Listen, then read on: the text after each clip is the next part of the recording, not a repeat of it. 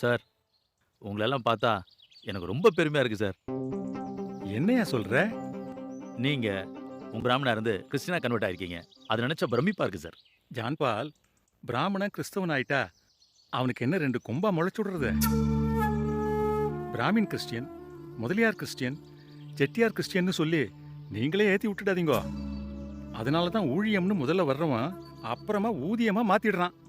எங்கேந்து வந்தான்னு பார்த்து பிரமிச்சு போறதை விட எங்க வந்திருக்கான்னு நினைச்சு சந்தோஷப்படுங்க. அதுக்காக நன்றி சொல்லுங்க. அதையும் அவன்கிட்ட சொல்லிடாதீங்க, ஆண்டவர்கிட்ட சொல்லுங்க. என்னப்பா? கரெக்ட் தான் சார்.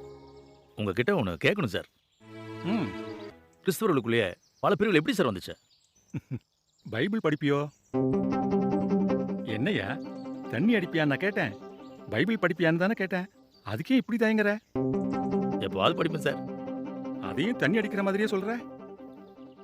இல்ல சார். எங்க பைபிள் படிப்பேன். RC Bible. பைபிள்லயே 2 பிரிவு வந்ததுக்கு அப்புறம் டினாமினேஷன்ஸ் ஏன் வராது?